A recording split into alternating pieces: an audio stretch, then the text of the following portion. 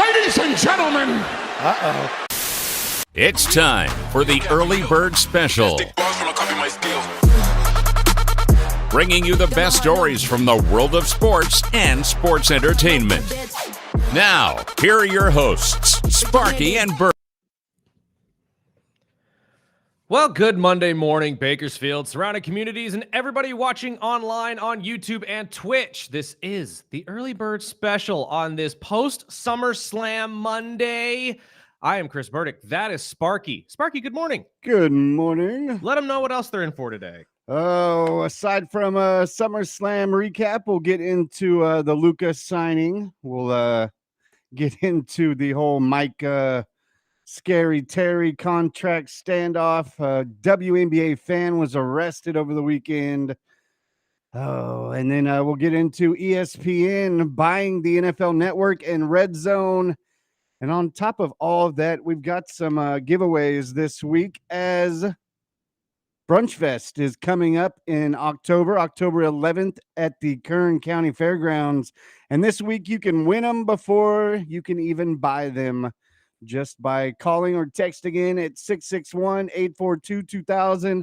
We'll have some fun with you guys. Don't worry. We'll do something to have you guys earn these. I'm not sure exactly what we're going to do just yet. This is uncharted territory, Sparky. They actually gave us tickets to give away. What do you know? It's a cool event, and it's a perfect time of the year in October. Absolutely. Where it's not hot, and you can sample all sorts of bottomless brunch bites, a variety of beverage bars, as me and Burdick usually are pouring beers for you, and you get a souvenir glass. So, and don't worry, if you're not a beer person with your breakfast, we get it. There's mimosas too. yes, There's a whole bunch of different stuff that you'll enjoy, I promise. But it is a 21 plus and over type Yes. event. So just about to say that. Don't plan to bring the kids, though. if you'd like to win, just call or text in anytime during the show today or the rest of the week at 661-842-2000. And obviously, this is for Bakersfield area. So unfortunately, if you're watching us on YouTube outside of the area, we apologize. There are still shirts for you, though. So if you want in on those shirts, feel free to text in as that same number, or you can just comment right down below on the YouTube stream right there. We'll reach out to you and we'll figure out how we can get you an EBS shirt. But we got to get into some of these sports news. And you know what? Let's start with SummerSlam, because we got our guy 24KG coming in a day early to talk about this. It was a very jam-packed weekend of wrestling. And honestly, it's pretty much what the entire internet is talking about right now. I had so much fun watching this over the weekend. I had to do so on Saturday at a family barbecue, so I was doubling up on that. Sunday, I was able to catch it with our guy KG before we actually we were going to go to Dionysus. I have to apologize. I did not make it out there this weekend, although I had fully planned to do so. It was a jam-packed show. Really was. I went and checked it out Friday, just kind of check it out and see. And I went to the wrong bar. Uh-oh. So there is two breweries next to each other. And I was talking because the first one, if you go down to Dionysus, if you're walking up that alley where the brewing is, they have two. They have one that is a more of a soccer type place, and the staff is super cool. We got to hang out and test some of their beers there, and then went next door and went to Dionysus and got to So I need a place to go watch soccer too. the wife Valencia fan checked over out the icy type beers. What do they call them? Like I wouldn't call them like a icy, but it was like a beer Slurpee, and she loved them. But the staff over at Dionysus is really cool. It's a cool kind of hidden spot, and they're all wrestling. So I got to watch SmackDown while we were there Friday, and then we joined in on Sunday. We got there about halfway through, and it was a jam-packed house. So the entire weekend of WWE wrestling was a long story. Yes. And to fully understand that story, you really do need to know a little bit of what was going on beforehand. I'm not going to lie to you, but we're going to try to make it as easy as possible for those of you who have no idea what the heck we're talking about. Let's start with the big old elephant in the room. That is everybody's favorite actor / wrestler who's on his retirement tour, John Cena. John Cena on Friday decided to tell everybody in the world that the reason he has been a big old POS to everybody and been this heel is because he has, quote unquote, been worried that everyone will forget him when he leaves. Not crazy about that explanation, but it is what it is. It led to a great match on Sunday between him and Cody Rhodes, which also led to an amazing return of everybody's favorite beast and badass, Brock Lesnar, to the WWE, which is a huge thing because for those of you who have been following at least the legal allegations around the WWE in the last year and a half, 2 years, Brock Lesnar is very much connected to this whole Vince McMahon, Laurinaitis lawsuit that led to a couple, it's led to a couple firings in the company. Let's just say that, including what we thought was Brock Lesnar, because they even went as far as to expunge all of his records from the WWE's record books. His history, everything. Everything. They took him off the cover of the video game. They did everything they could to just wipe away Brock, wipe away Vince, and anybody that was connected to this. So this return was actually pretty cool, in my opinion, because that means, at least to me, he's at least absolved of the lawsuit allegations. That's great, which we all heard of. We also heard that he was fully retired and he wasn't going to be coming back. That's all hoopla. Obviously, they just needed to put down a fatter check in front of him. And this, I would assume, means that we get the Beast records put back in the book, which means he gets to go down again as one of the most prolific wrestlers to ever step into the ring. I love that. I absolutely adore that. And we get the next step in this John Cena situation, which doesn't include John having a title. And I can only assume we are going to get John v. Brock again, which is going to be a fantastic match here. I would assume at Clash at Paris or somewhere in the area. But I don't know. What were your thoughts of the return last night, my friend? It was a bit surprising. I mean, I was expecting The Rock, and it was funny because after, Cody walked out of the ring, and then John was doing his waves and all of that. I was waiting because I knew something was going to happen, and I heard Brock's music, and I was like, oh, damn. Dude, I did not expect that at all. That was one of those returns. I mean, we had talked about who potentially could be popping up in this PLE. It happens every single time. There's usually somebody that makes an appearance, and we love that. It's like a Marvel movie at this point. You have to watch till after the credits, man. You don't know what's happening. Exactly. And it's gotten to the point where everybody's watching well past when they think they should. Because I'm not going to lie, that entire post-match thing between John and Cody, I knew. I was like, something's happening. Yeah. I'm sitting next to KG and he's like, oh, it's done. I think we're over. And I'm like, no, it's just like the night one, which we'll get to in a second, because we were right about that too. But this entire story with John Cena continues in his retirement tour. We have until December. And now the next in line for him will be Brock Lesnar. Once again, another greatest hits match, I guess you could say. So they did release the final matches or final dates for Cena. Yes. I believe he's got 13 spots left, with half of them with SmackDowns. But would make sense. But though the 3 PLEs that he'll take part in, and then the final match will be in a December match. His retirement match is what they called it. But yeah, it's been quick, but it's cool to see Cena's the second half of this end will be the baby face. Yeah, well, that is what I'm happy about, right? Is that we get John back as a fan favorite, right? And that's where everybody loves him. That's where everyone should keep him. Personally, and this is going to be wrong of me to say, I know wrestling fans are going to be like, what the heck do you mean? I want Brock to be the retirement match. I want Brock last. I know it won't be, though. Honestly, I don't know who they're going to hand the torch to, but it'll probably be a passing of the torch moment for the retirement match. But in my opinion, you put his last match as his best, which would either be Brock Lesnar, now that he's back in play, Randy Orton, Cody Rhodes, The Rock. And in my opinion, the top of that Mount Rushmore would be Brock Lesnar. Because if there are 2 people that have gotten the most out of each other in a wrestling ring, I realize the longer rivalry is John and Randy. But the more prolific one, the one that everybody loved to see because it happened so little, but we loved seeing it every time it did, was John and Brock.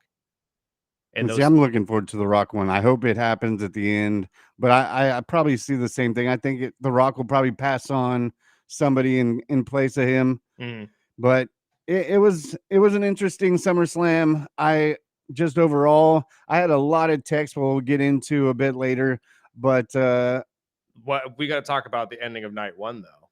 with Seth. Yes. Seth Rollins, again, not faking the injury, but I think It was very kind of what we much- expected. Yeah. It was an injury that And I think we had a texter a couple weeks ago who said, do you really want that to happen? Him just dropping the crutches again like last time? Absolutely.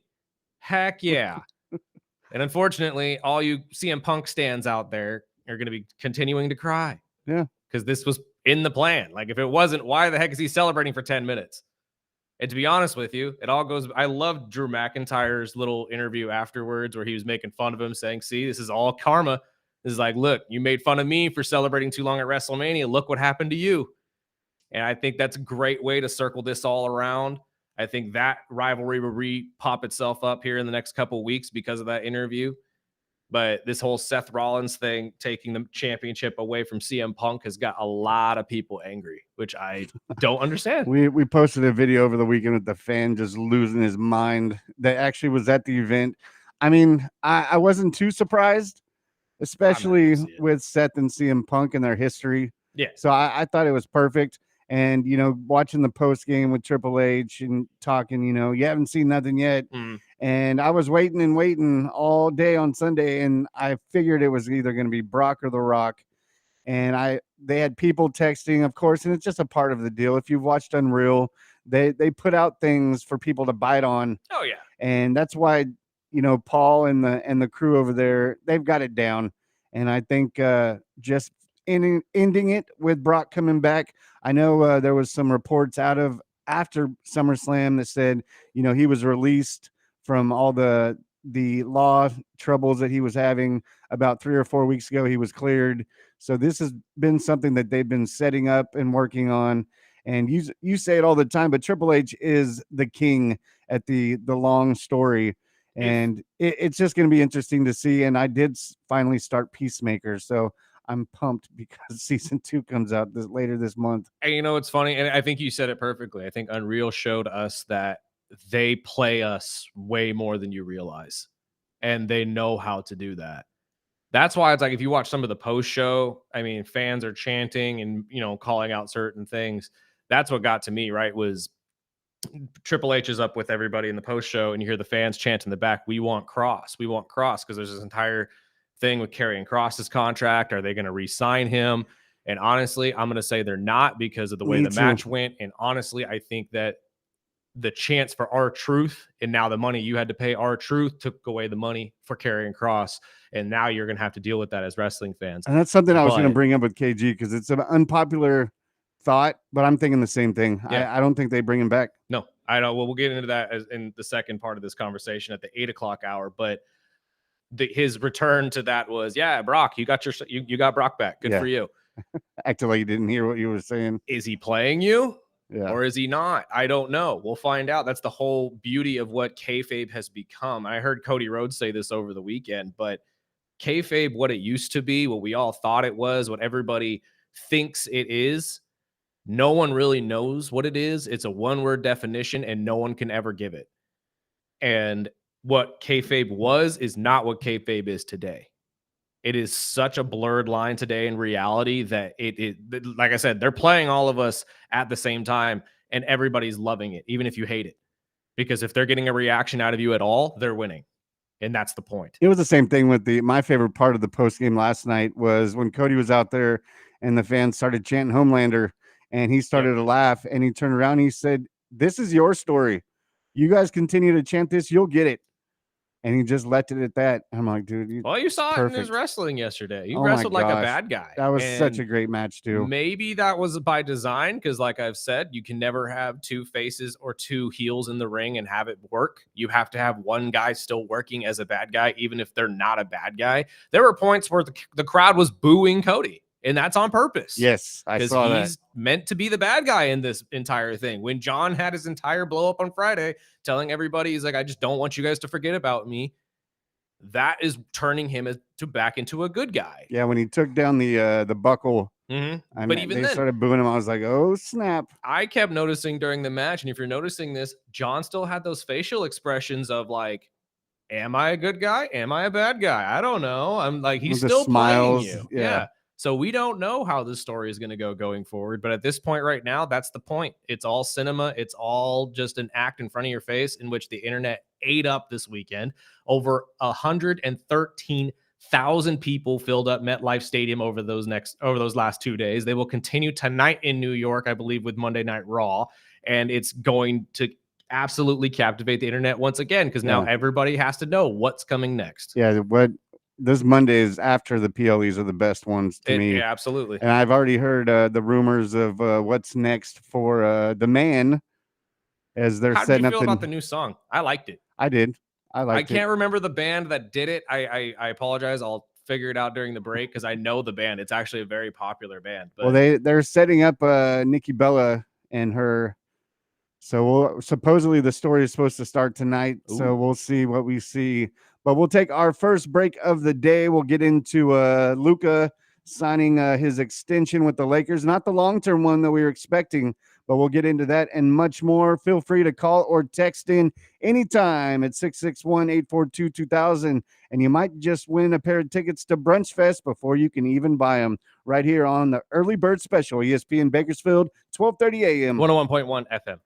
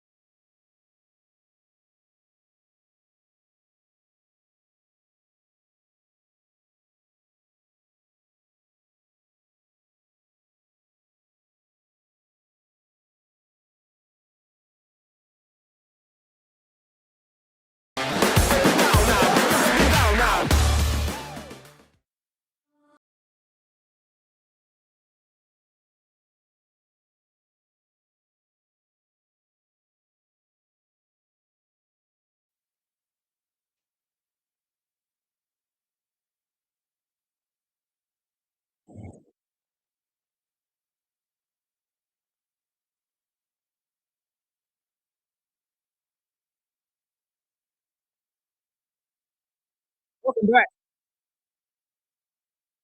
This is the Early Bird Special on this Monday. you all enjoyed your weekend. It wasn't long enough for me, to be honest. But it is. You have to live with it sometimes. We had plenty of wrestling to go through. So I had a fun weekend. I cannot.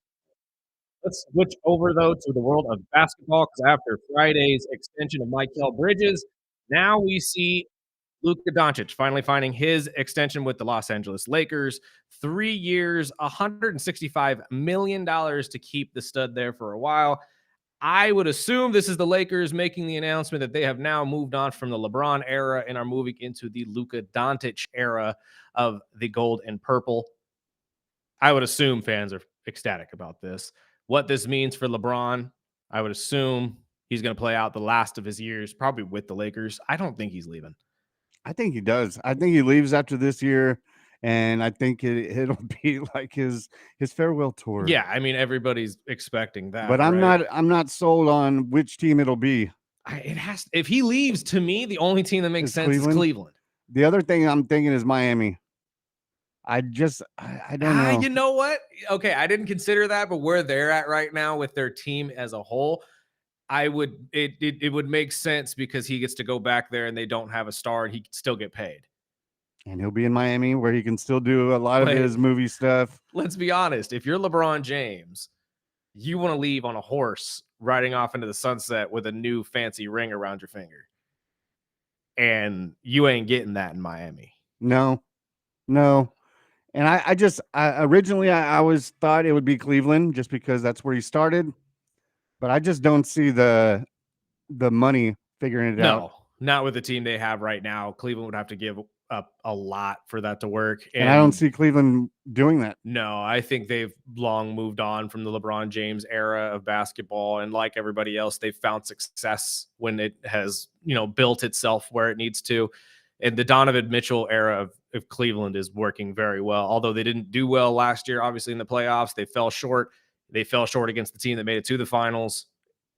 I wouldn't be surprised, to be honest, to see the Cleveland Cavaliers make a good push this year, because really the only teams they have to worry about, as we've stated already, are the Knicks and the Magic.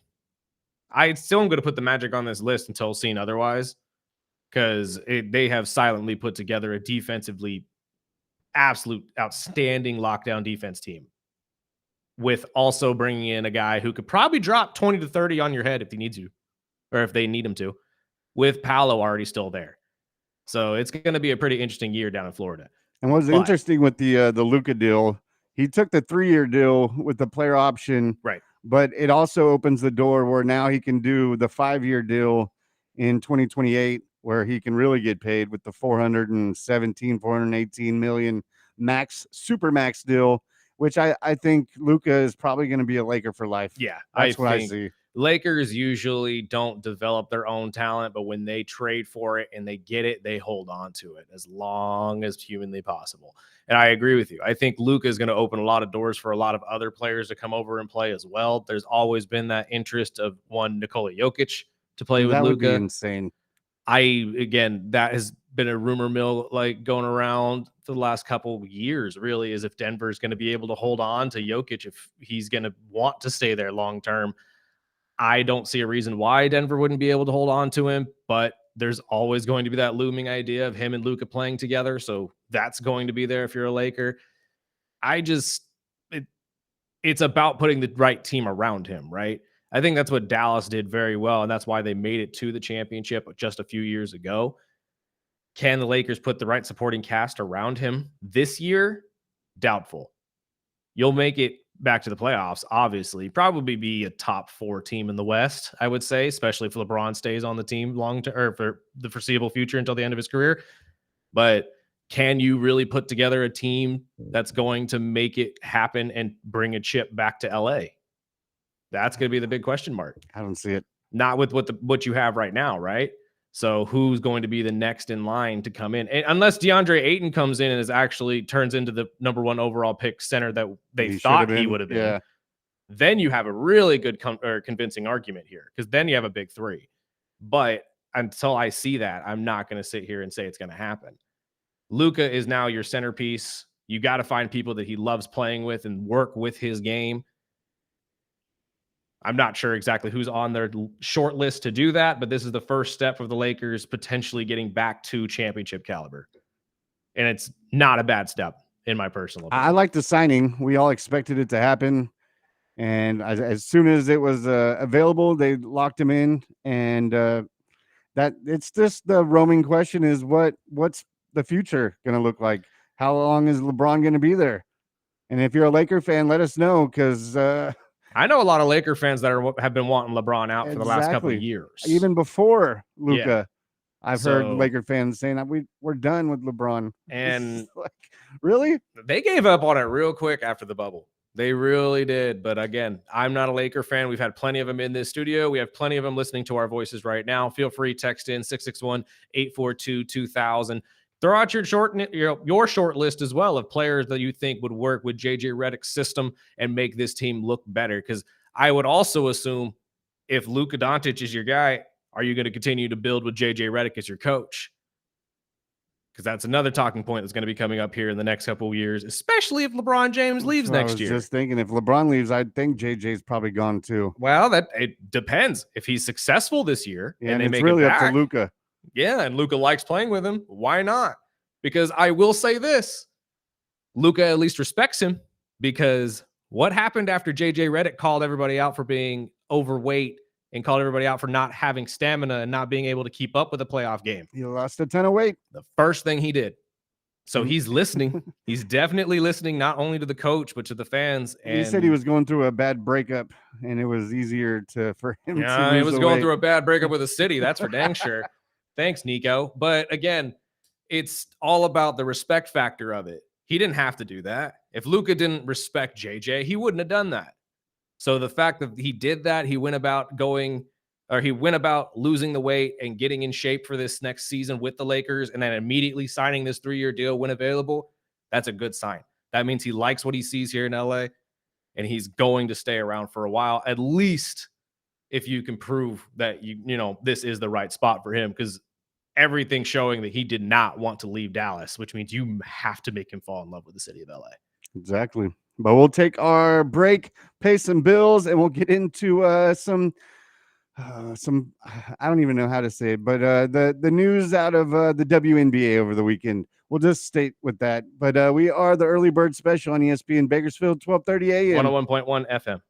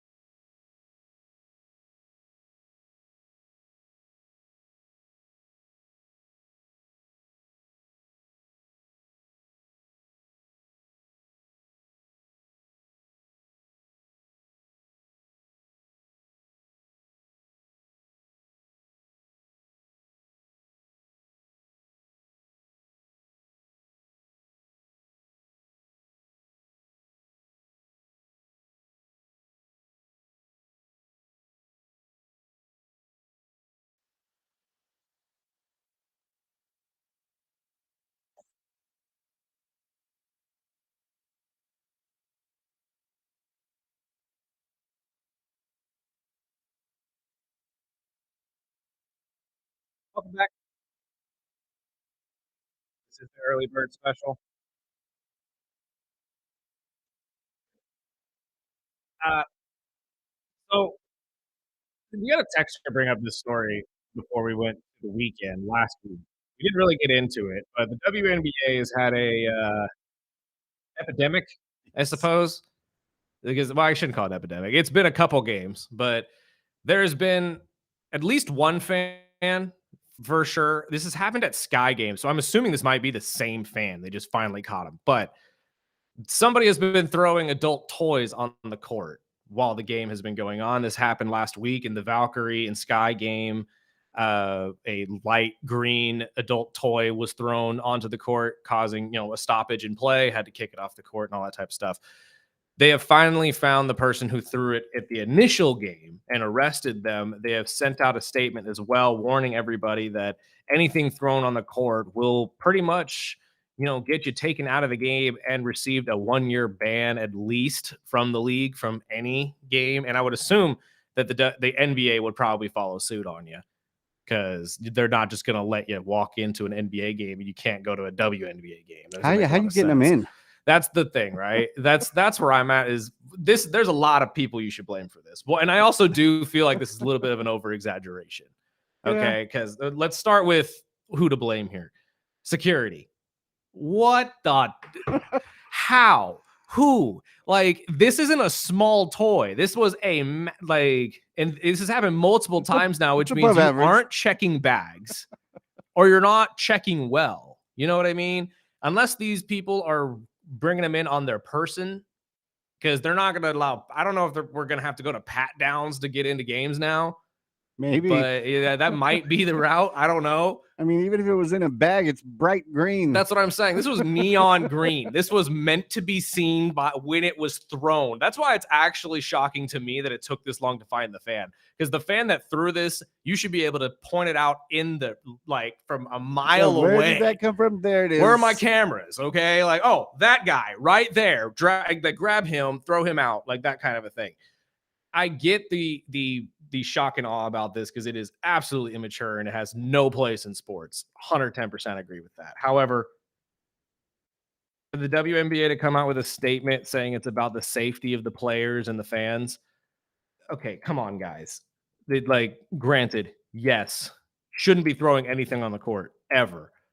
Whether it be a toy or a beer bottle, doesn't matter.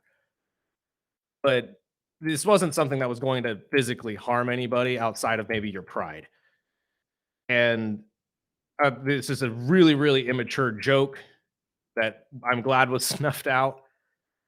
But for everybody to come out up in arms about this, nobody deserves to be fired over this. But we definitely need to find out how to up our security game. Yeah. Please. There's no reason that this should have happened once, let alone multiple times. I saw the Sky Center Elizabeth Williams saying it's dangerous. It's not that's what I'm saying. It's not danger. Definitely disrespectful, but I don't know about dangerous. All get out, and it has no place there. But it is just that's why I'm saying we might be overreacting a little bit to this. I mean, if I'm wrong, feel free to text in, call me a doofus 661-842-2000. I do sympathize. I'm not sitting here saying that this is a joke.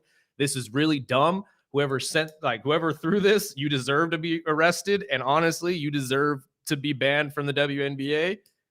I don't think that we need any fan like you at a WNBA game. I'm sorry, we don't. Go to Bills games. But yeah, go. There you go. Go to Bills games. They allow that kind of thing. But there's a whole game based around it if you're playing the Patriots. Mm-hmm. Now, but here, no, there's no place for that. And it's absolutely ridiculous. And that is the other thing they did mention too, is that if you do this at a game, you are subjected to getting arrested.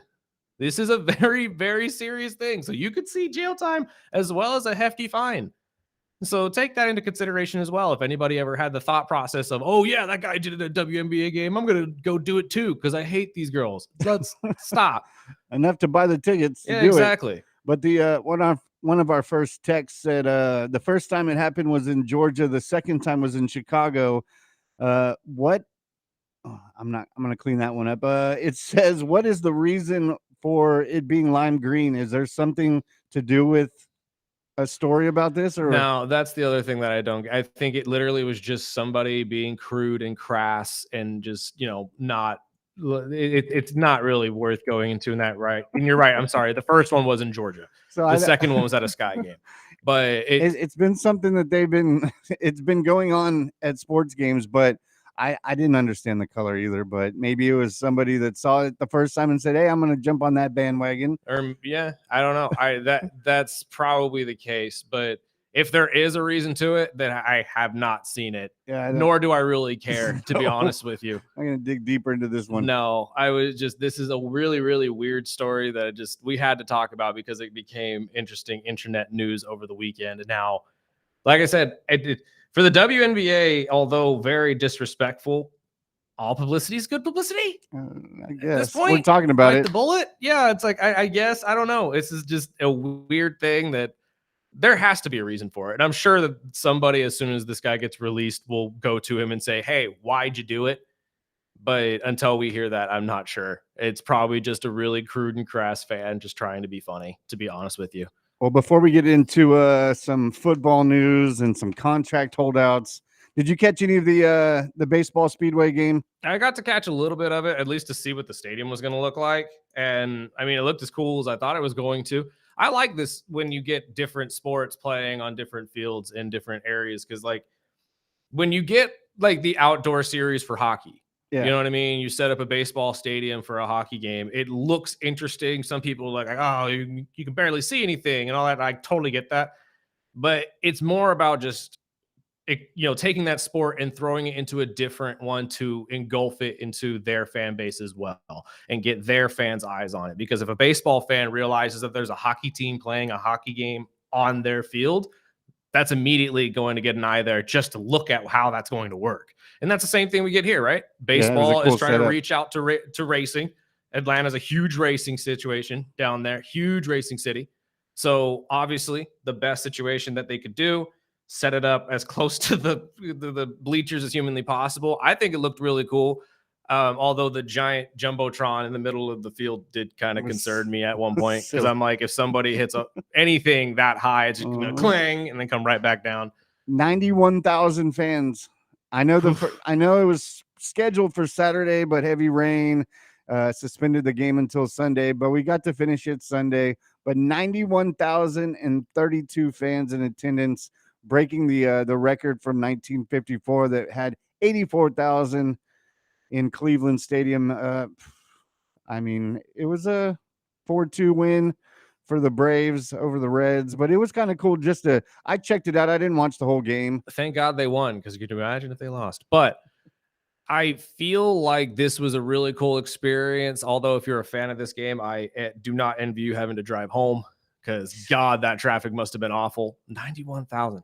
But to be a part of that, to be a part of history, you know what I mean? Like that was a one-time thing that no one else can say that they were a part of. So good on you. And honestly, I would have loved to have been in the stands for that, just to see what they saw and how the game was. Because I would assume that just the situation of where you were sitting definitely matters, but also just the ambiance of all of it. You're at a racetrack at the same time, so it's a different feel. You're not at a ballpark. It's got to be a different kind of thing. You know what I mean? Because I personally, when I go to live games, that's what I feel like is the best, is the aura that the place gives you. You know, you walk in, it's like Disneyland. That's the best part to me, is you feel the fan base and you feel everything about this, and you understand, okay, this is why people watch sports. And just bouncing off the just racing in general, we talked to Kevin Harvick a couple months ago when he was in town, and my buddy Michelle that works over at the Speedway, they've announced that they are actually recording a reality show here in Kern County, as they've got 6 or 7 younger racers, the young class, and they started filming over the weekend.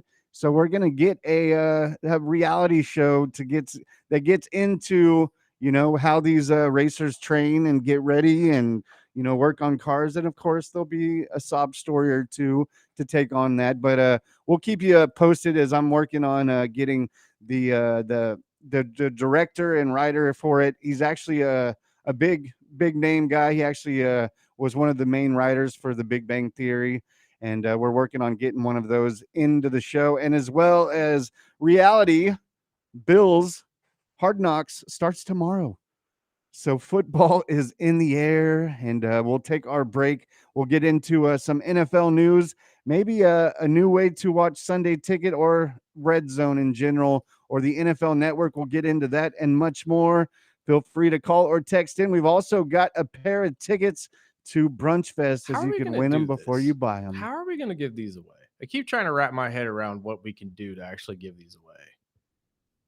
Should we just do a caller today and we'll figure out something tomorrow? I've been stacking up the Have you? text, so we'll get away, but Maybe we'll find a way. Best text of the day, probably. We got to use I don't our know. social media for some reason because we're getting a lot of love out there. So maybe That's look true up the too. Early Bird Special official on Instagram, Facebook, and we're everywhere, TikTok, all of that. But we'll take a break. We'll get into the whole Red Zone and NFL Network right after this break. We are the Early Bird Special.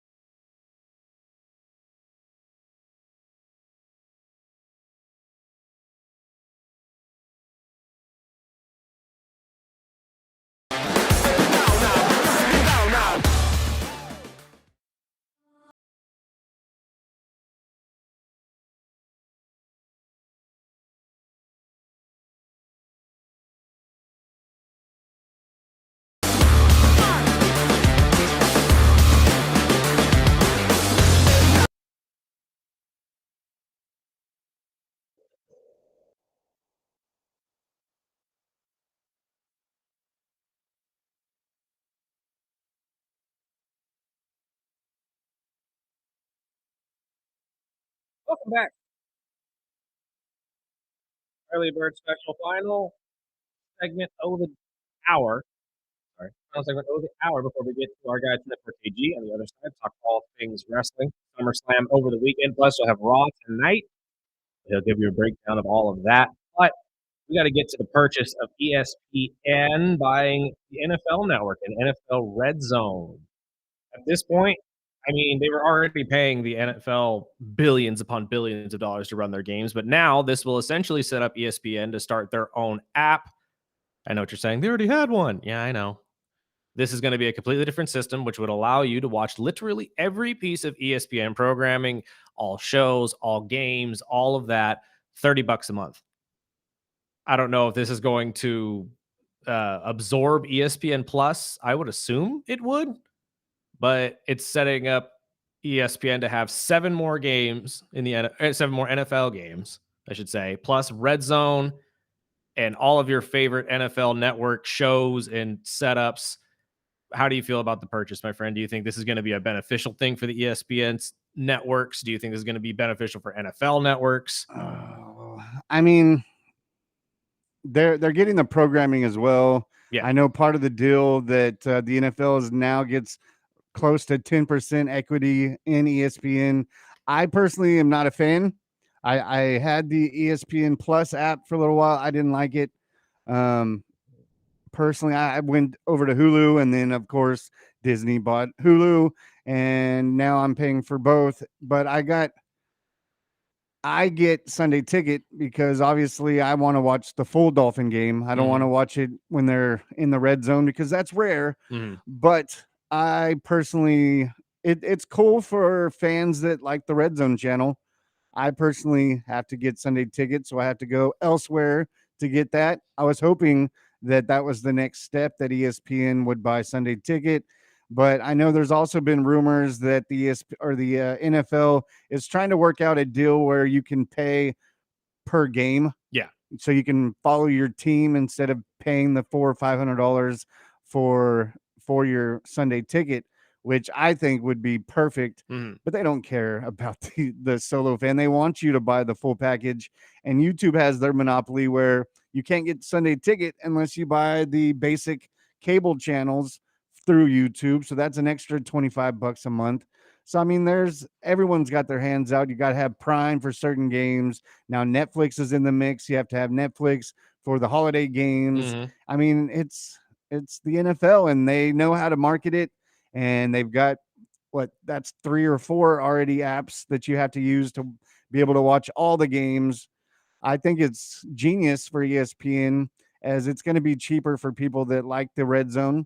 And, that opens the window for them to watch, the Good Morning America or Good Morning Football shows that were, originally on NFL Network. The big change that we talked about last week, how they're bringing in Eisen, and, they got rid of Sharp.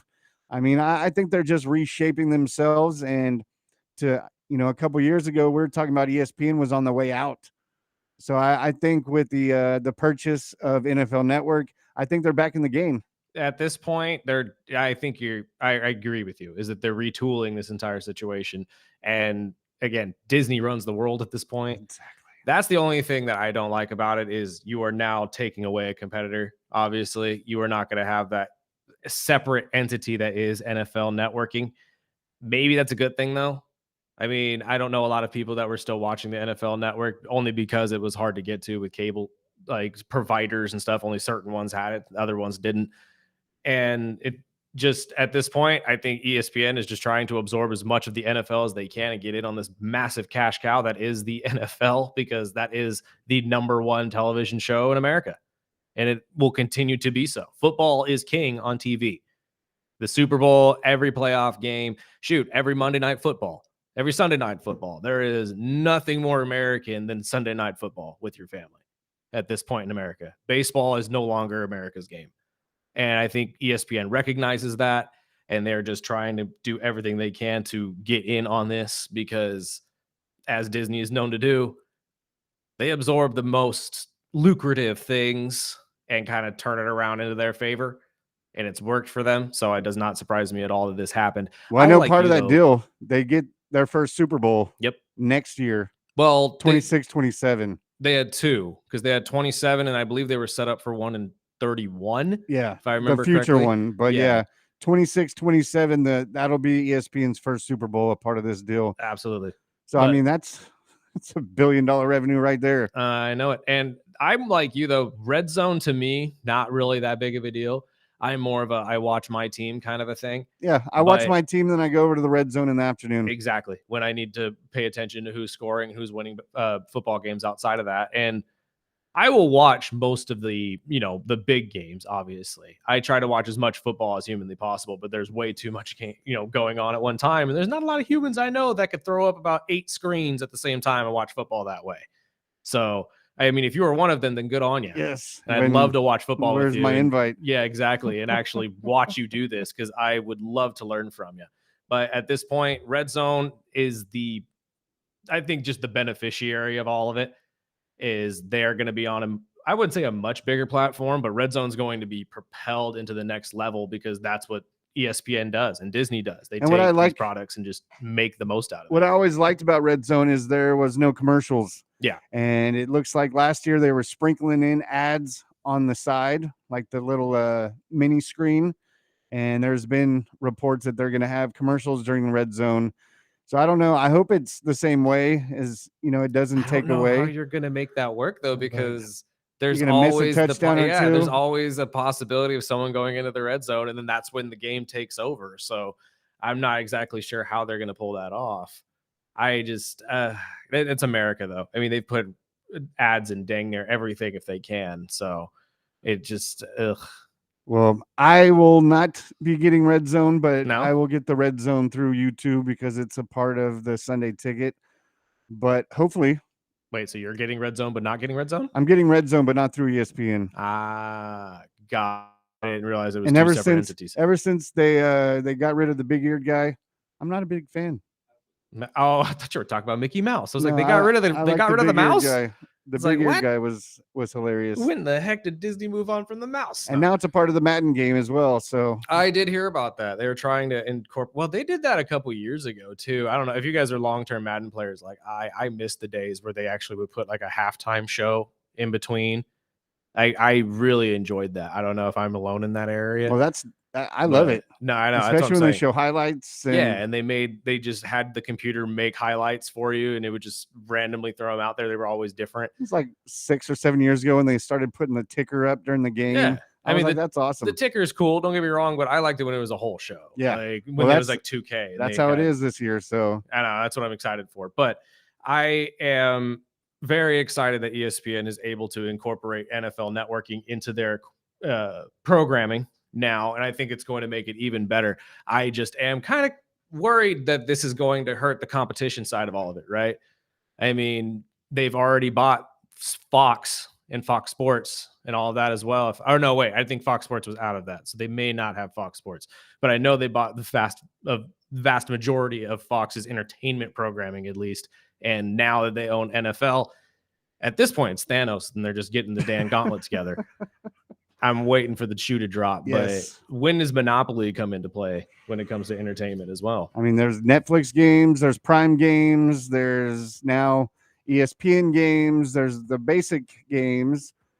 I mean, it's everywhere. Mhm. But again, that's on purpose, right? The NFL wants it all over the place. Well, they know all your streaming We're all platforms. fanatics. Exactly. So, And you're going to go and buy every single one of them. And that's why the streaming platforms went and bought these games to get you to go buy them. And I don't know a lot of people that don't have a Netflix subscription. I'm just saying. So all of our griping and stuff like that, you've been buying cable boxes for the last couple of years. Don't lie to yourself. We got to take a break, though, pay some bills. On the other side, we're talking SummerSlam with our guy, 24KG. This is the Early Bird Special on 101.1 FM, 1230 AM.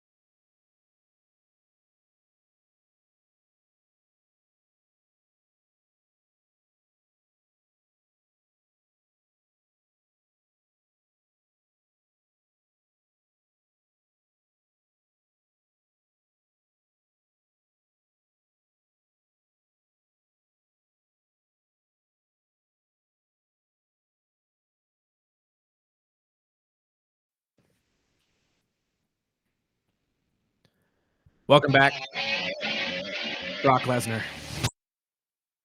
Talked about it early in the show. SummerSlam was over the weekend, the first ever two-night SummerSlam live from MetLife Stadium in New Jersey. Saw the return of one and only Brock Lesnar at the end of it all last night on Sunday, amongst other things, and talk everything that happened over the weekend. Our guy 24KG is here with us, sir. How are you? How you feeling? Hello, man. Hey, what a weekend, guys. I left you in I would say pleasant spirits yesterday after watching what we experienced on Sunday. How are you feeling after all that? A little ran down, but overall still excited, ready for Monday Night Raw tonight. Let's talk about it, man. Something that we thought we would never see happen again in light of recent controversies outside of the ring. Brock Lesnar has returned. And so I've already kind of set the table that this story goes way, way far back, further than people really realize, because although the lawsuit was brought up, last year, 2 years ago, this is something that has been brewing since back in the 90s, back in the 2000s eras when they were trying to keep Brock around. So explain to the listeners exactly what went down with Brock Lesnar and why this return is such a big deal. Well, outside from his UFC PED controversy, you had Daniel Cormier speak on it a few weeks ago during a UFC match, how USADA, all the drug testing sports agencies, things around that time, before we get to Vince McMahon, had pretty much banned Brock Lesnar from combat sports involvement in any way, shape, or form. Let's fast forward a little bit. He comes back to WWE. Let's skip ahead a little bit more. We have the Vince McMahon controversy involving himself and the plaintiff, who we will not name at this time. It's public knowledge. If you guys want to go out there and research it, go right ahead. But just for time purposes and whatnot, his involvement with that and TKO's merger and acquisition of WWE during this time pretty much was a bad look. You didn't want to have something like this on your television program, especially with the wide age range that you're appealing to. Thus, we haven't seen Brock Lesnar in a while since the Vince McMahon controversy. But last night, that all changed. And as they say in WWE, hey,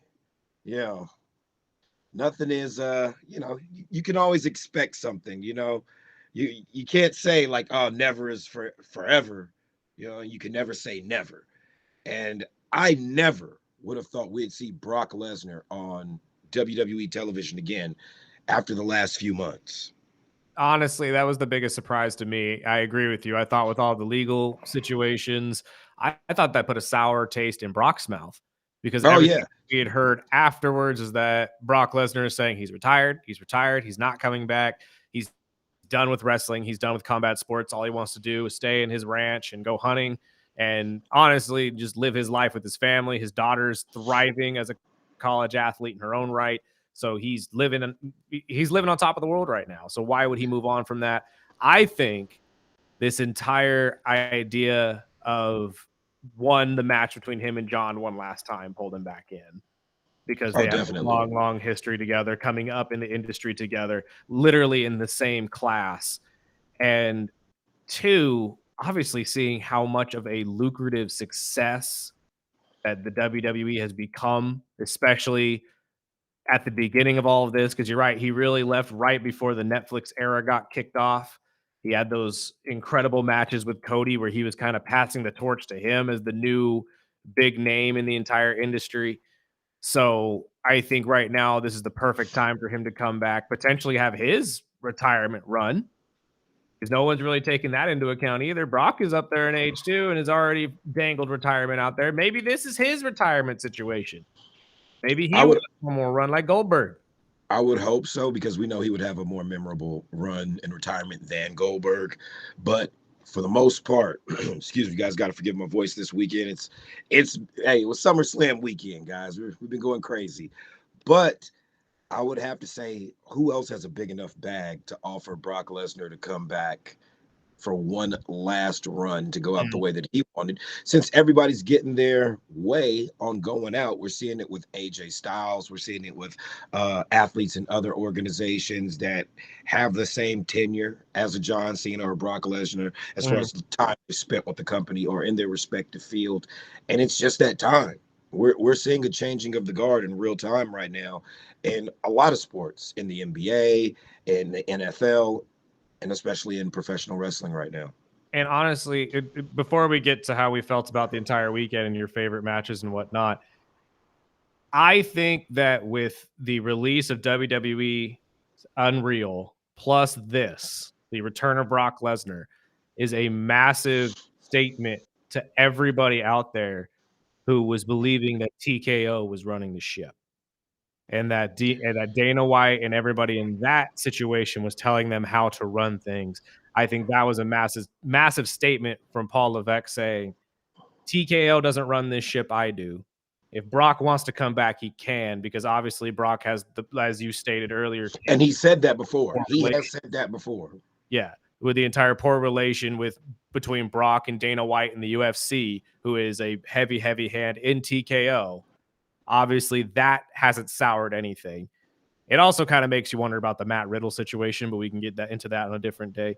But I do believe this was a massive statement, as well as Unreal showing everybody a behind-the-scenes look of, no, it's still WWE writing these stories. It's still us making all of this happen, changing it on the fly, and making everybody believe in the product that we are putting out here. So I think that's a great statement. This re-blurs the lines of kayfabe and reality. Yes. You know, when you look at it, it's like you have a show about a show that's making a show. Where's the work? There are layers on this work here. Whether if not what we're seeing on Unreal is real, you know what I'm saying? That's even more of a head scratcher right there, because it leaves you to wonder if they can bring back Brock Lesnar. Is the question really, could they get away with, could they bring back Vince? No. Not in a professional capacity. No. But on-screen role, a flash, a cameo. Look, hey, possibilities are limitless, but it's not out of the question. I've seen it on the internet. Everybody's joking about that, but let's be honest. No. Vince McMahon will not ever be part of the WWE again. That's because of Vince McMahon. And as much as they love him, it's just like the whole situation. Let me correct you. He comes out, he gets absolutely butchered. Check this.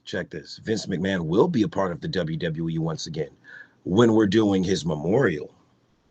I don't even know if they do that. Nah. Hey, the owner of the company dies, they are going to give him his flowers. Fair. Yeah, that's fair, but it's still former. With the way everything landed, I just can't see Vince McMahon ever becoming part of this again. Hey, but Vince McMahon is in the same boat as Shannon Sharp, so we'll see how that works out. With the entire weekend being done already, though, SummerSlam is in the books. We're headed into Raw tonight. What were your thoughts? High of the night, or high of the 2 days, low of the 2 days? What were your favorite matches? Ooh, some of my highs. I would have to say the Roman Reigns Jey Uso tag match with the Brawns, the Shula Fala, all those things that were brought into play. That was really cool. That was set up really well, although it had one of the most disrespectful things I've ever seen when they ran it back during the match. Hey, can we please stop the run it back? So ridiculous. I'm like, really? Hey, while the match is going, we're gonna do this again? Braun with the straps and then the restrap. It was some great points in the matches. A low for me, honestly. I had two lows. Jade Cargill and Tiffany Stratton. Oh, I could not disagree with you more, but we will get and Karrion Kross and Sami Zayn. And I could not agree with you more on that one, but we will disagree and agree, I guess, because I personally believe, although that was the shortest match of the weekend, Tiffany and Jade, that was my thing. That was my thing. Time. You know what I mean? Time to kind of let the match breathe, cook, and develop. But hey, it's SummerSlam. Things happen. Maybe the WWE learned from WCW and the Goldberg situation, and that less is more with Jade Cargill, at least for now. Very much so. Very much so. You know, she still got time. I just feel like this entire story between Jade and Tiffy isn't done either. I think this is going to be a rivalry that we're going to see in the future for a very, very long time. But I have to disagree with you. I think that match was fantastic. Sparky, I saw you shaking your head though. What are you thinking? What are you seeing? I mean, I'll agree with the Sammy and Cross, which we kind of talked about in the beginning. I think they're cutting ties. I just don't think the Cross thing's Yeah. working. And And the sadly, crowd loves them. The yeah, crowd loves them. yeah, and I see the same thing. I was surprised a bit. I love the Drew and Logan match. Surprisingly, I didn't Hmm. think that was going to be a good match. But overall, I mean, I think we've got a lot of texts that we'll get into a lot. But it was Can a I? lot of them were night one was better than night two, and night two No, was night 2 I think was a better lot of than them are night saying 1. night one was too predictable, and I would disagree just because I mean, maybe the winners. I thought for sure Drew and Logan were going to lose that one. I thought As they Sammy was going to usually do. lose that one, and I think it was more of just the ending because everyone was kind of on the same fence with Seth coming out, which I think that match between CM Punk and Gunther was insane, and he beat Very the much. hell out of him all night, and it was I mean I was happy, entertained I with the whole saw weekend. I saw a statistic that match went 30 plus minutes, in which 23 of them were Gunther beating up on CM Punk. Beat the hell out of him. 23 minutes, and he losing. Chest looked like hamburger meat under them tattoos, man. That was And crazy. I'm just and then you had the 10-minute celebration at the end, which everybody knew. Obviously, this was going to be the moment where Seth comes in and cashes in. Because I'm going to tell you right now, for those of you who are new wrestling fans or trying to get into this while you listen to us, we appreciate that and we love you and we appreciate you being here. But anytime at all, that briefcase is shown, especially at the beginning of the night, it is in play. There is never a moment. If that was not going to happen, Paul Heyman does not come out with that briefcase in match 1 with the bronze. Almost He would definitely. not have walked out with that. So I kind of knew. I was like, okay, this is going to get used tonight. It has to, because there's no reason for that briefcase to be here if Seth is not here. We all suspected that this injury might have been an angle. And that's, hey, I'd Played it rather well. it be an angle than him really be hurt. He played it very, very well, especially when he Very hosted well. the Rich Eisen show. They mentioned it. They talked The about it. Instagram post with him skipping down the street with his daughter on crutches. Yep. Hey, when I say he committed to the ruse, oh man, bro, that's what I was saying. That's 80s level of like keeping it kayfabe, man. Like they really living gimmick. They are really doing a great job at just pulling the wool over the eyes of the fan base and making this fun for everybody. Because this is a show. People, let's get this straight here. What you're seeing and being exposed to with the shows like Unreal, the behind the scenes tidbits and whatnot, they are showing WWE's core writing staff. And I guarantee you guys, by 2027, WWE programming and television will be an Emmy nominated show. If they win, they win. Cool. But for all the things that they are pouring into production and writing, this is definitely Emmy notification worthy. I agree with you, but that's why I feel like you don't get rid of guys like Karrion Kross, because exactly the fan base loves him. Everybody gets behind him. I don't know if you really want to chalk it up to sympathy or whatever you want to really chalk it up to. No, it's work. People see the work and effort that he's putting in. That's why I kind of feel, and I'm going to float this out to you and just put this out in the ether, because that's what we do during these segments. I feel like we're getting a boiling up of a story maybe that will lead to Karrion Kross challenging Triple H in more of a management situation. We haven't had a wrestler try to break into a manager or a GM role since Sonya Deville. And I think I stated this last week. I think Karrion Kross at the end of his career, when he's done wrestling, will be one of the greatest wrestling producers and writers that the industry has ever seen. I genuinely believe that. And I can definitely see that. I think that he is so creative and he is so just engulfed and enamored in this culture, in this game, that he could be one of the best to ever be in the area. But I think that it'd be a really interesting storyline for him. Maybe instead of challenging a wrestler, he challenges the leadership. He starts to make everybody believe, I'm the one that you should be getting behind, not Triple H. And then we get a storyline that way. Maybe not leading to a match between him and Triple H, but maybe a match between him and somebody that Triple H chooses as a champion, of some sort. But I think it'd be an interesting little curveball to keep him in the eyes of at least the fan base and give him an interesting storyline to go behind. He needs something, because after this feud, what do we do with Karrion Kross? What do we do with LA Knight now that Seth Rollins has kind of, finessed him out of a world title opportunity as well?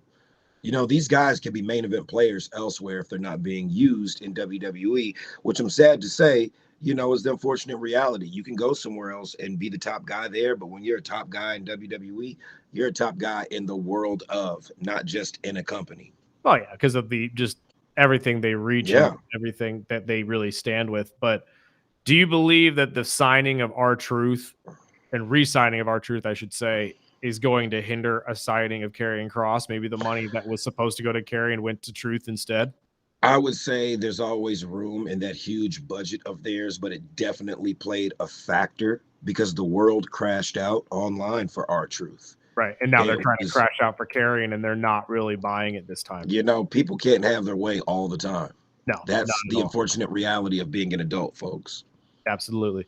So match of the night to you, or match of the weekend, I should say, of the first two nights. For both of you. First two nights, I'm going with the 6-pack challenge, the 6-man tag match. Yes, the tag match with I called that last one. I called it and I was right. I have to agree with you. That was best match of the weekend. Insane. For a 25-year anniversary of tables, ladders, and chairs, it was bodies, carnage, destruction, bodies, explosion, all over the place. And the fans really got a kick out of that. Nonetheless, shout out to all the performers, man. Everybody put their body on the line. Everybody took a major bump. Everybody earned that check. Including the women, too, that were involved. Oh, man. Candice LeRae, Johnny Gargano's wife, got thrown off a ladder about 25 feet in the air. Nikki Cross got some offense in. They even had B-Fab come in there and get some. It was a lot. I was not expecting the involvement of the women in that ladder match, but I guess they say if anybody wants some, they can come down there and get some. We handing out injuries all day. I have to agree. Sparky, what was your favorite? That was a great match. I would go with the Cody Cena match. I think that was just him taking one off of my the favorite matches. Exactly. He actually did not watch. There was a moment where Cody Rhodes literally took a turnbuckle off of the ring and used it as a weapon against Cody Rhodes. I've never seen that done. That was, I think, some old school territorial moves, like how you see the old 80s, 70s no holds barred matches. Mm-hmm. That got really gruesome. You're seeing a lot of things where Cody wrestled from underneath like a heel, how bad guys do, how the crowd turned on him, and overall it still went. But we can't just mention these matches in our highlights without mentioning AJ Styles embodying Dominic's uncle as Eddie Guerrero. I mean, one hell of a match, man. Dominic is definitely the future of the company. This guy, from his promos to his in-ring ability, just continues to grow and shed layers right in front of us. And man, when I say that was a little creepy watching, because if Eddie Guerrero was still here and could have a match, this probably would have been one of his favorite. And for AJ Styles to really pay tribute to the Guerreros, and just the whole aspect of when Dominic was 8, he pulled up in the lowrider with his real son dressed as young Dominic. I mean, what a head trip. That was hilarious. I still need to find out if he bleached his hair for that. That was awesome. And since we're coming upon the twilight of AJ Styles' career and eventually his retirement, I'm glad to see him get the matches and go out the way that he wants to go out, respectively. I was surprised that he didn't take the title on that one. Oh, I wasn't. Honestly, when I thought about it, when I started seeing the match, of course, I wanted AJ Styles to be like, hey, man, we got this IC title reign one more time. But I think they might position him maybe to challenge for a world title before he's said and done. So it would make sense. And plus you have Dominic going down to the AAA for AAA Mania. He's got to hold that IC strap. He might be Dommy 2 belts by the end of this and come back with that AAA title. The other one, genuinely I believe was that. more confused with with the Becky match. I did read afterwards that they're setting her up with Nikki Bella tonight, and they're supposed to start their feud on Raw tonight. But that whole Bailey thing was just confusing to me. They're setting up a turn, I feel, for Bailey or something, but I really wasn't expecting much from that match at all. I was pleasantly surprised with the new theme for Becky, although being held down by the man is going to be a weird turn for her storyline, being the man for so long. Becky So Hogan, baby. Becky She Hogan. she also put the Guerrero shirt on. I saw that. yeah, absolutely. And speaking of the Becky Hogan thing, because she was one of the only wrestlers that did not come out during the 10 bell salute for that. Is it kind of disrespectful to call herself that? Or could not, I'm sorry, not for her to call herself that. Is it disrespectful of us as fans to call her that when she herself does not care for the man at all? You know what I mean? Not at all, but when she throws it out in the promo of how people portrayed her on how she got her way, influence, and stroke backstage, and they call her Becky Hogan, you can't really deny that. She came in, she plucked somebody from a main event, she took a title opportunity to build up a star, which she's currently thrashing about in every way, shape, and form. It's very Hogan-esque. So when the comparison comes along from the online fans and chatter, and she references it on television, you can't help but to incorporate it in the comparison of the body of work. She is dominating in an Hogan-esque fashion right now. Okay, I could see that. I just felt like it might be a little disrespectful of us to compare her to Hogan when she herself does not care for the man at all. That's Although that's maybe the that only may be comparison I would give her on that aspect as far as career things. I don't think she's anywhere like that. thinking I outside the could be box wrong a little though. bit here, wrestling wise. Maybe that is the best heel version of her, is somebody that she truly hates, which would be a Hulk Hogan like Becky Lynch. So it would make a lot of sense. So with the little time we have left, what do you think is coming next? Obviously, we're going to get the John v. Brock situation boiling up, I believe, on Friday, but we have to see the turmoil of what's happening between Seth Rollins and CM Punk today. Do you think Punk gets an automatic rematch against Seth Rollins at Clash at Paris? Or do you think that there's something that's going to be coming in between then? Do you think we're going to get a triple threat here and throw Gunther in on that as LA well? Knight. Yeah, I LA think all three, all of those are possible. All of those are possible. We might have some type of impromptu elimination chamber match, fatal five way. Who knows how the dice will fall right now, because storylines have just about been reset, if not continued in certain aspects for the higher end of the card. With the introduction of Brock Lesnar, everything is unstable. We could swap in and out, pivot left and right all you want, but I think the talk of the next few weeks is going to be the return of Brock Lesnar. Whom and what he's involved with will play out on television, but you can definitely factor in that if this is John Cena's last run, which it is, are we looking at his final opponent for December? Or is that still slated to be Gunther, as they've hinted at with some of these rumors that we've been deciphering through online? Who knows? But either way, the focus on Raw tonight should be the recap from SummerSlam and what potentially we can get going into Clash of Paris. What are your thoughts on potentially John ripping that IC belt off of Dom? I honestly hope that we could get a match between Cena and the Young Mysterio. I It's think the it would only hurt. batch. Oh. It's only like batch of belts. Like we've got US. He's won multiple times. He's even been a tag champion. But he's world titles, numerous ones, of course. Unseen 17. But he's never held an IC title. So I think just to cap off his career, he doesn't need it, but it would be nice just to have it checked and say, you know what, I did all my chores, so to speak, and we can get that out of the way. But then, who does he drop it to? Does he drop it to Dom in a rematch by hook or by crook? However it goes, either way, Dominic, you can throw him in the ring with anybody, and it's going to be a great match. I feel, just throwing this out there, you have him rip it off of Dom, and then AJ beats him. He finally gets it. Yeah, and he gets his run back before he retires. My real question is, I knew we saw the Stephanie Vaquer talk about, she's set up to fight Naomi at Clash, but what's next for Cody? My question, because he's supposed to be taking a break along with Roman to go shoot this Street Fighter movie. And then there was news that Gunther's taking a break for some nose. Oh, I thought you were about to tell me he's joining the cast too. No, I'm like, no, Yes! that would be awesome. You know, he's got some surgery that's scheduled later this month. just throwing it out there. Hollywood he's would be a great Zangief. He's been having, I believe, breathing problems in his septum, for years now. Just broken nose after broken nose, and continuing just to, on some like Schwarzenegger style fixing it will lead to breathing problems as an athlete. I've heard of these same problems with certain football players. Impact from the facial mask, wrestling. Somebody takes a forearm, like actual collegiate grappling. Somebody takes a forearm and rubs it across the bridge of your nose, which can lead to fractures and displace the cartilage and whatnot. So do we see Orton now? Do we see Orton? Orton and Cody? Oh, we should, because I've seen some highlight packages of Randy Orton slapping the crap out of Dusty Rhodes and a young Cody Rhodes resurfacing online. So we could also double back to that, since the Jelly Roll storyline has melted away, so to speak. And shout out to Jelly Roll. This man lost 200 pounds. Maybe we see Priest. Maybe we see, Drew. I don't know, because the draft is also coming up. That's what I keep hearing. But again, Yeah. I don't think this Jelly Roll thing is done.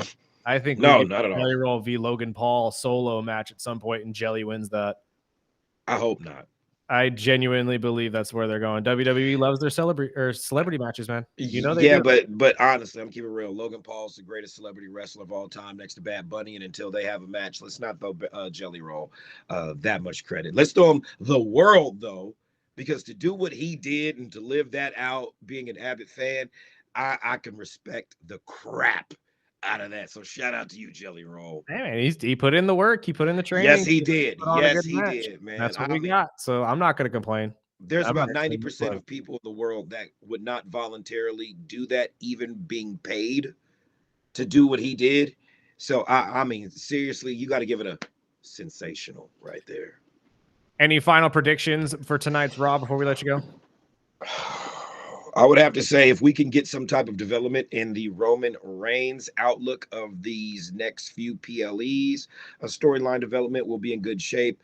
We're definitely going to get some updates on Brock Lesnar, but the fan in me would like to be surprised. So if Brock Lesnar is a part of this show, let's just have him run down everybody on the roster and come out, say what he's going to say, dip. Hey, maybe we get Paul Heyman pissing his pants on TV tonight. It's going to be interesting. What I read is it's going to be prolonged until SmackDown. Yeah, I would feel that way just because he had the entire Rock with Cena, and Cena's on SmackDown, if I'm not mistaken. Yep. So, although I love the idea of him and Paul Heyman being face to face again. I think we see a lot. I think we see a lot of Seth tonight.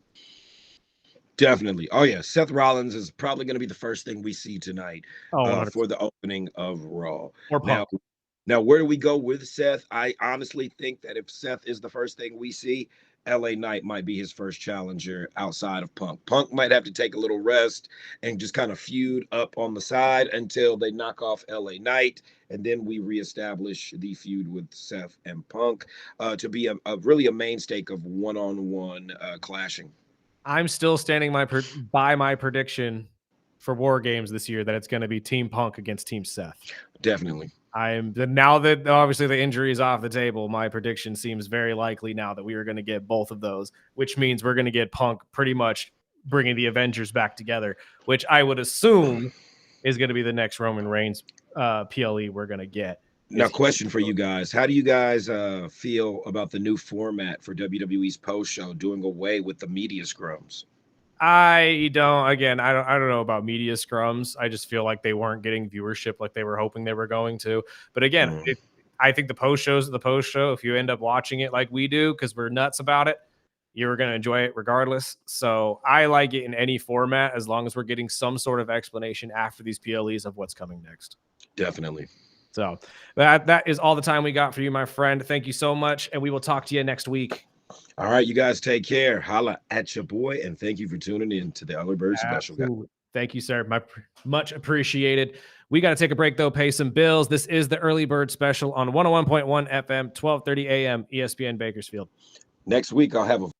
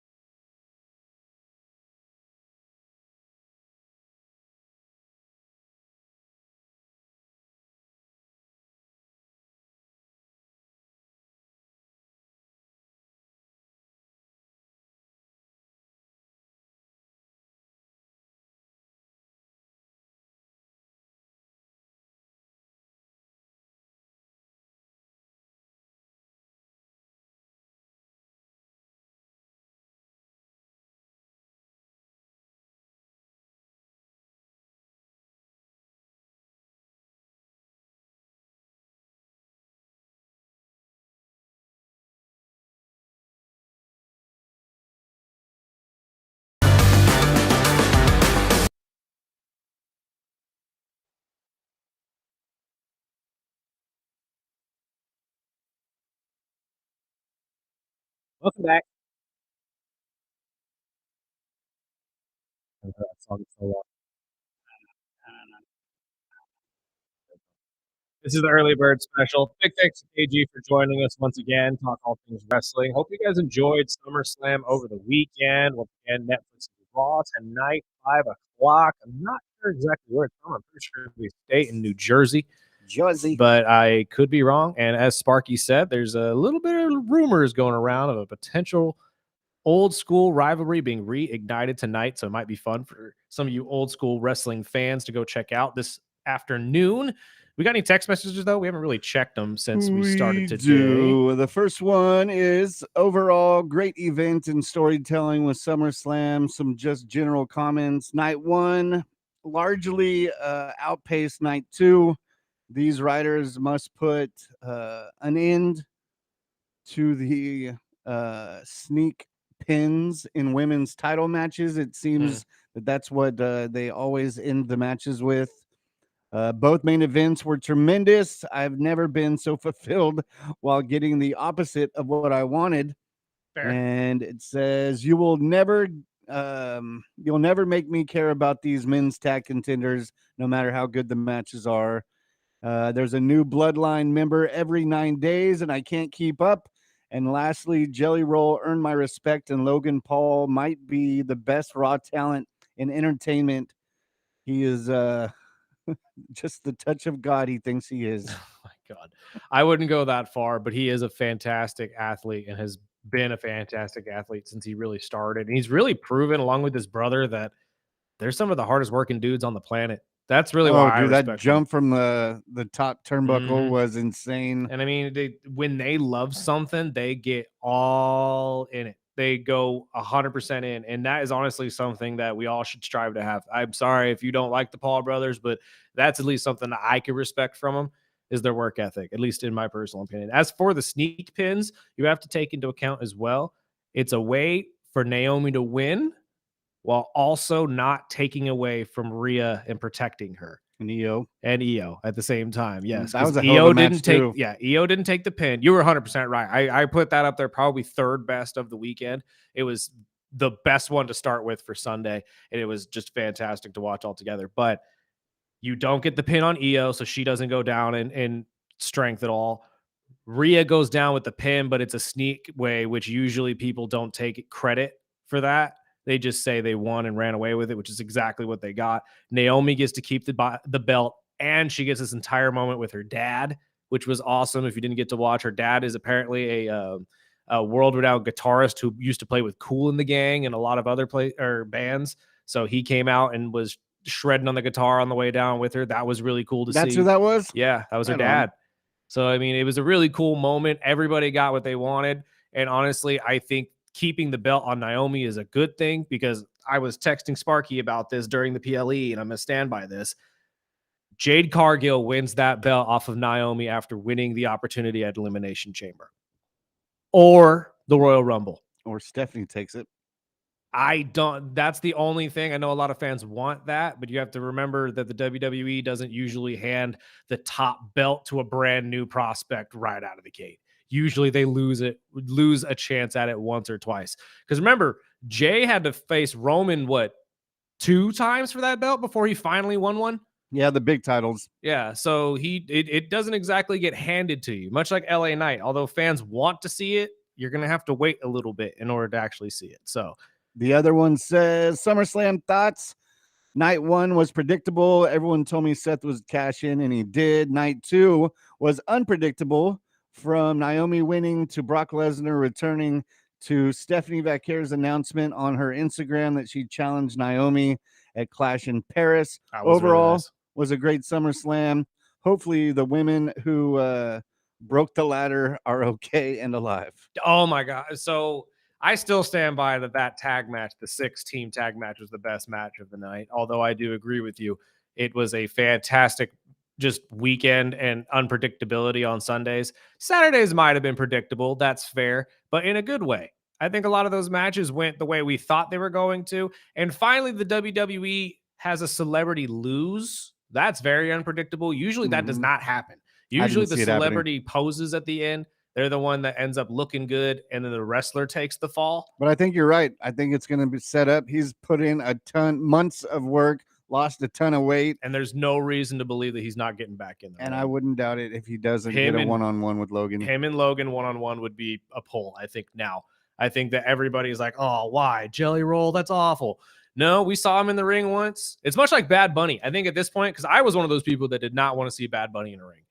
But after that match against Damian Priest a couple years ago in Puerto Rico, I say, okay, anytime you want to jump in the ring, brother, do it. I'm all for it. He has won my respect. Not only taking that big jump from Logan from the top turnbuckle, which I thought he was going to be seriously injured after that one. And I am very curious about Candice LeRae as well, taking that major fall off of a 20-foot ladder onto another ladder. I thought she hurt her leg. Yeah. But they had something around her neck. I'm hoping that's a work. Don't get me wrong. But that was a very scary moment as well. But that other kick he took at the end of the match from McIntyre, I was like, damn, dude, we're bouncing. He's taking it. Bouncing back to the Jelly Roll match. I mean, the tag matches altogether, because I'm very curious about this, because we have been complaining, or complaining is not the right word. We have been commenting that we haven't seen tag matches and pay-per-views for quite some time. And then this one, SummerSlam, comes out with 3 or 4 absolute just banger of tag matches. Not even the one we haven't even talked about is Charlotte and Alexa.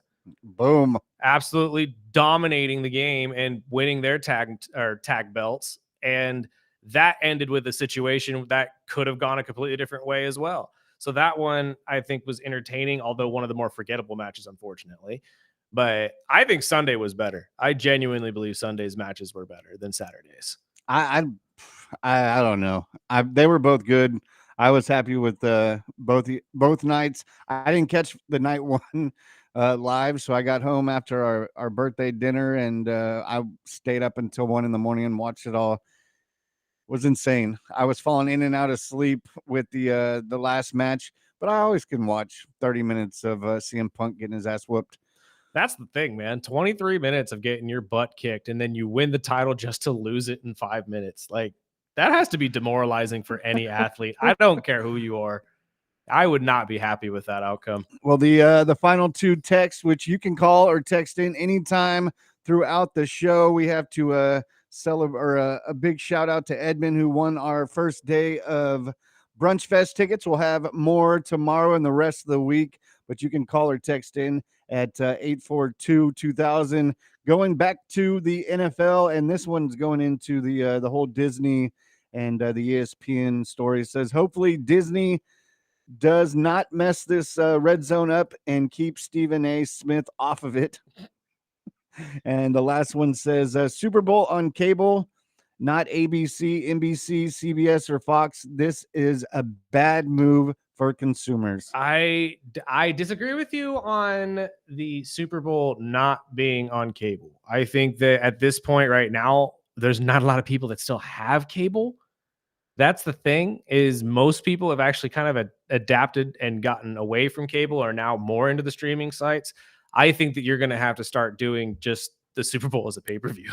I think they'll simulcast it. You think they'll simulcast it now? I mean, for at least the first couple years. Oh yeah, well, obviously with this announcement with ESPN, you're at least going to get the Super Bowl on ESPN on 27 and 31, right? So it'll be on cable at least through the 35 season. I don't know if it'll ever leave, but just cable in general is dying. Like, it's one of those industries that's really not picking up more people anymore. Not everybody is going back to a cable box. Everybody would rather stick with their PlayStations or their Xboxes and just run a streaming site off of it instead. So realistically, it's just adaptation to the next part of the game.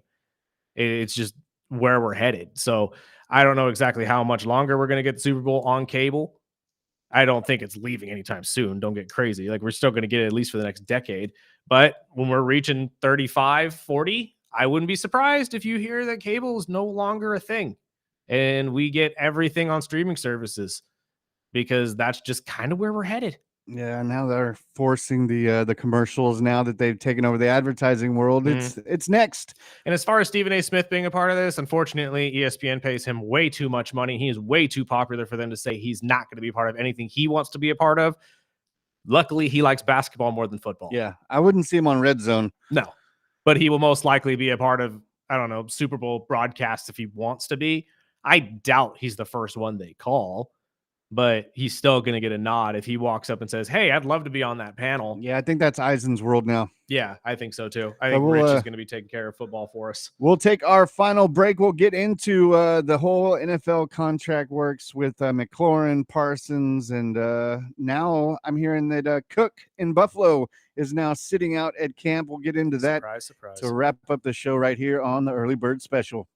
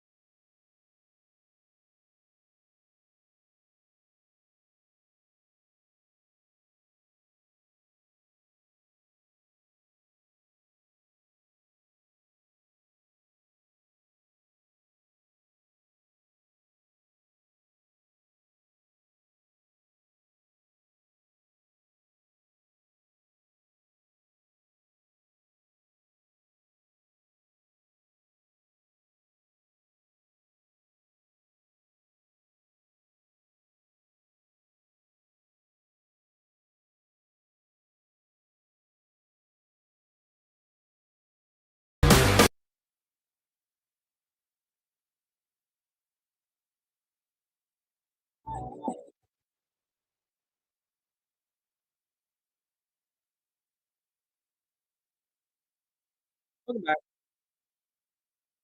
Final segment of the day. quick shout out. Don't forget, if you want to take place in that game set save seminar that they're doing at the Bakersfield Racket Club this Wednesday. Today is the final day to RSVP. Reach out to Debbie Lewis at Moneywise at Debbie@moneywiseguys.com or call 661-847-1000. Ask for Debbie. Just let her know that you're going to be there, RSVP for this Wednesday, and go out there and check that out. I'm telling you, it's going to be some great information. Our guy Seth was in here last week talking about it, and some stuff that you should really have your kids knowing, especially going into high school and college when they'll be handling their own funds, hopefully taking on some of their own bills and responsibilities. It's never too early to have this in their life. So it wouldn't be a bad thing to go out there for an hour, have some pizza, and learn a few things. Maybe you'll learn something too. Financial basics for teens. Yeah, absolutely. And again, as somebody who wasn't exactly taught a lot when it comes to that, I wish I was. Yeah, I'd be in much better financial situations right now if I was. So let's wrap up the show, though, with these ongoing contract talks in the NFL is the best way to put it. Micah Parsons has put out over the weekend that he's done. He has been doesn't want to play in Dallas anymore. He claims he has been silent, but the talks have been non-existent across the board. He said that him and his agent have reached out a few times and have been told that the deal's essentially been done, but there have been no numbers that have been talked about, no years, no money cap, no nothing.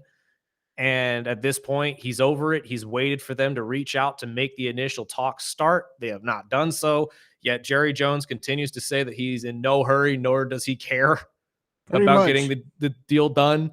He's not going to trade him either, even though Micah has strictly now said that he does not want to play in Dallas anymore. He's done. He does not want to play for Jerry Jones. For you Cowboy fans, don't worry about it, in my opinion. I'm just Jerry. Don't lose any sleep. No, I genuinely just think this is how the modern day contract negotiations go. And this is not a slight towards Micah at all. In fact, I in my personal opinion, I think Micah is in the right here. I 100% say ask for a trade. No, if they haven't called you, they haven't tried to reach out to you, you're the best player on this team, period.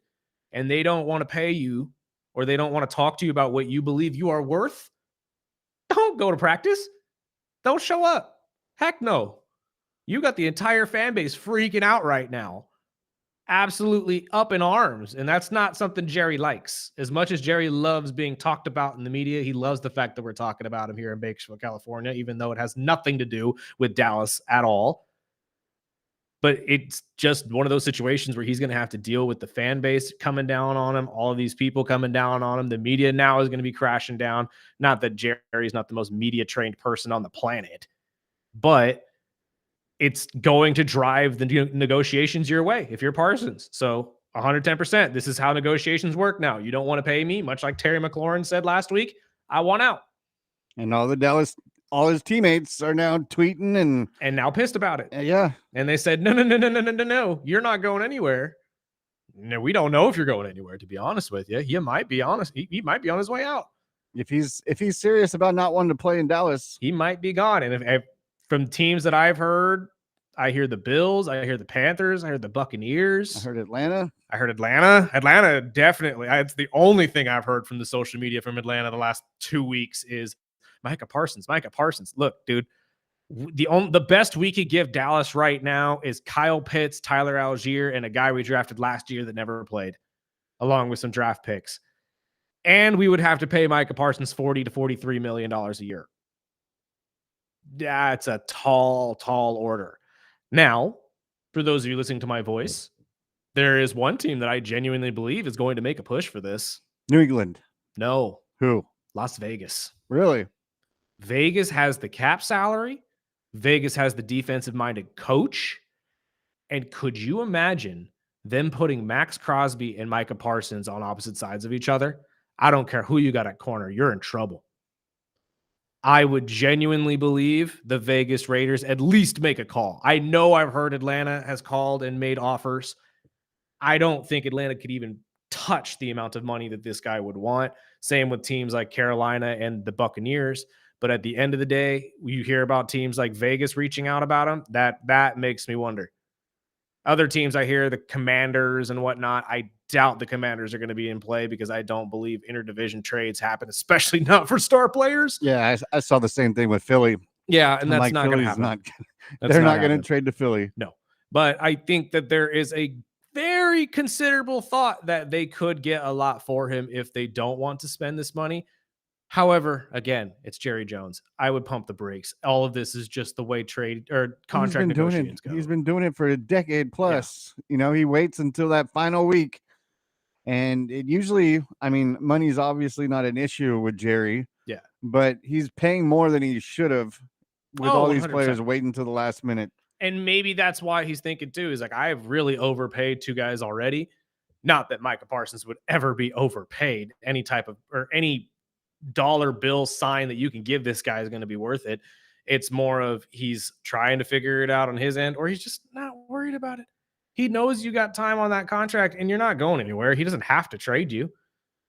Now, again, there are a lot of clauses in contracts that make you have to pay if you don't show up to practice. So maybe that's what he's leaning on.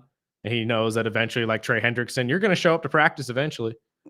So even like the trade thing, Trey is there, but he's not working out with the team. Right.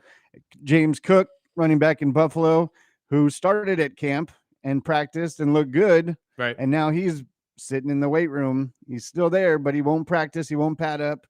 And are we really surprised about that, though? He was the first one we heard about that was talking he needed a contract extension. I was surprised he showed up in the beginning. I was too. And it really showed that a lot of these guys really are wanting to play for these teams. They just want what they're owed or what they believe they're owed. So I completely understand it.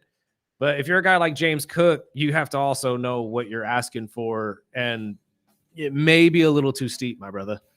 Just saying, your stats didn't really match up to the type of money you're asking for. But we already broke that down. You think the McLaurin thing is more serious than it sounds like? I think the most serious is Parsons. I think Terry McLaurin is one of those situations where you're going to pay him.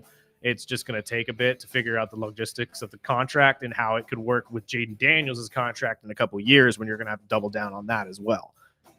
Right now, Parsons' contract, that one is in trouble because you're talking about paying the highest paid player outside of a quarterback. This has been the Early Bird Special, though. Join us back here tomorrow, 7 to 9 a.m. as always. But until then, we got to get out of the way for the great Rich Eisen. Sparky, let's get out of here.